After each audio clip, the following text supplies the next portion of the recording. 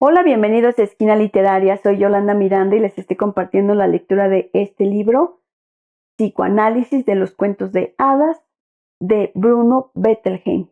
Seguimos leyendo la introducción. Recuerden que es extensa, así que vamos a continuar. El cuento de hadas, un arte único. Al mismo tiempo que divierte al niño, el cuento de hadas le ayuda a comprenderse y alienta el desarrollo de su personalidad.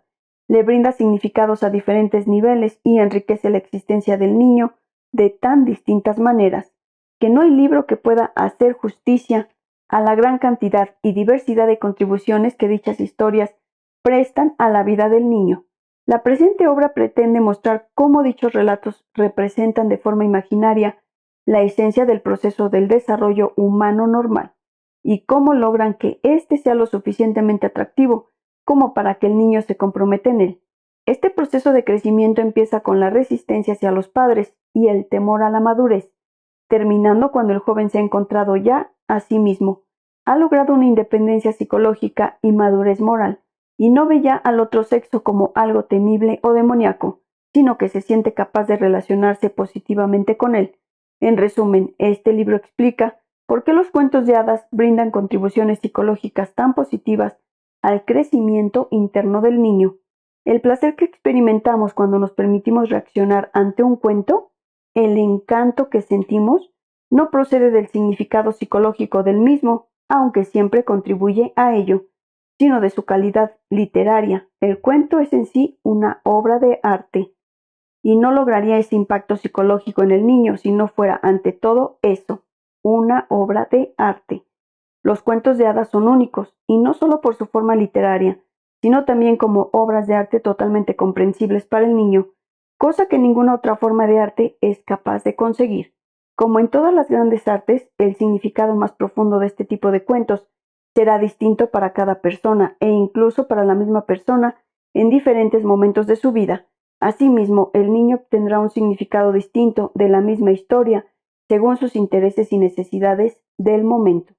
Si se le ofrece la oportunidad, recurrirá a la misma historia cuando esté preparado para ampliar los viejos significados o para sustituirlos por otros nuevos. Como obras de arte que son, estos cuentos presentan muchos aspectos que vale la pena explorar. Además del significado y el impacto psicológico al que este libro está dedicado, por ejemplo, nuestra herencia cultural, encuentra expresión en tales historias y a través de ellas llega a la mente del niño. Otro volumen podría exponer con más detalle la incomparable contribución que los cuentos de hadas pueden y deben hacer a la educación moral del niño, tópico que solo se menciona en las páginas siguientes. Los estudiosos de lo popular aproximan los cuentos de hadas de modo relativo a su propia disciplina. Los críticos literarios y los lingüistas examinan su significado por otras razones. Por ejemplo, resulta interesante comprobar, como algunos ven en la escena en que Caperucita Roja es devorada por el lobo, el tema de la noche tragando al día, de la luna eclipsando al sol, del invierno sustituyendo a las estaciones cálidas, del dios tragando a la víctima del sacrificio, etc.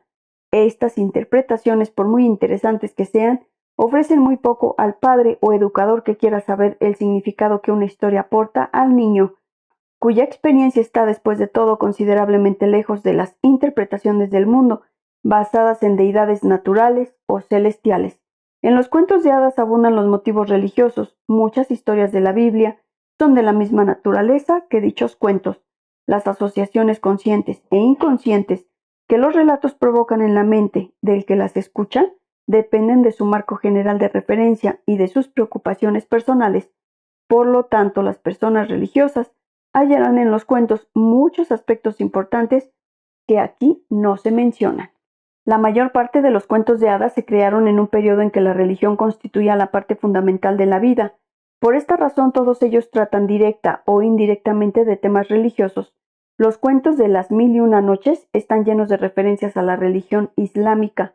Muchos relatos occidentales poseen un contenido religioso, pero la mayor parte de estas historias están hoy en día olvidadas, siendo desconocidas para el gran público, precisamente porque para muchos estos temas religiosos ya no provocan asociaciones de significado universal ni personal. Una de las historias más hermosas de los hermanos Grimm, La olvidada hija de Nuestra Señora, ilustra esto perfectamente, Comienza igual que Hansel y Gretel. Muy cerca de un frondoso bosque vivía un leñador con su mujer. Como en Hansel y Gretel, este matrimonio es tan pobre que apenas tiene con qué alimentar a su hijita de 3 años de edad. Conmovida por su miseria, la Virgen María se les aparece, ofreciéndose para cuidar a la pequeña, a la que se lleva consigo al cielo. La niña vive allí una vida maravillosa hasta que cumple los 14 años. En aquel momento, como en el cuento tan distinto de Barba Azul, la Virgen confía a la niña las llaves de 13 puertas, de las cuales tan solo puede abrir 12, pero no la que hace 13.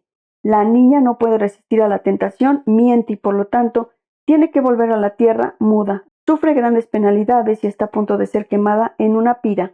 Pero en aquel preciso instante, cuando ya solo desea confesar su delito, recupera la voz y al arrepentirse, la Virgen le concede la felicidad para toda la vida.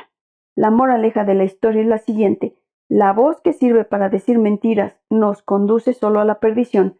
Por lo tanto, sería mejor estar privados de ella, como la heroína de esta historia. Sin embargo, si se utiliza la voz para arrepentirse, para admitir nuestras culpas y declarar la verdad, esta puede redimirnos. Algunas de las historias de los hermanos Grimm contienen o empiezan con alusiones religiosas. El hombre viejo vuelto a la juventud empieza diciendo: hace mucho tiempo, cuando Dios andaba todavía por la tierra, él y San Pedro se detuvieron una noche en casa de un herrero. En otra historia, el pobre y el rico, Dios, como cualquier otro héroe de un cuento de hadas, está cansado de tanto caminar. La historia empieza así. En tiempos remotos, cuando el Señor aún solía andar por la tierra entre los hombres, una vez se sintió cansado y le sorprendió la noche, sin que pudiera encontrar ninguna posada. Allí, a los 2 lados del camino, había 2 casas, una frente a la otra. Aunque el aspecto religioso de los cuentos de hadas sea importante y a la vez fascinante, no entra en este caso dentro de los propósitos del presente libro y por esta misma razón prescindiremos de él. Incluso para el objetivo relativamente restringido de este libro, es decir, el de indicar por qué los cuentos de hadas tienen tanto significado para los niños y les ayudan a luchar con los problemas psicológicos provocados por el crecimiento y a integrar su personalidad, han de aceptarse algunas importantes pero necesarias limitaciones. La primera de ellas se apoya en el hecho de que hoy en día solo un número muy reducido de cuentos es del dominio público. Muchos detalles citados en este libro podrían haberse ilustrado más vivamente si se hubiera podido hacer referencia a algunas de las historias más confusas. Pero puesto que estos relatos, aunque en otros tiempos fueran familiares, hoy en día son desconocidos, hubiera sido necesario volver a imprimirlos aquí, haciendo de este libro un volumen de considerable tamaño. Por ello he decidido centrarme en unos pocos cuentos de hadas que todavía siguen siendo populares y a partir de los mismos mostrar algunos de sus significados subyacentes y cómo estos pueden relacionarse con los problemas infantiles del crecimiento y con nuestra comprensión de nosotros mismos y del mundo.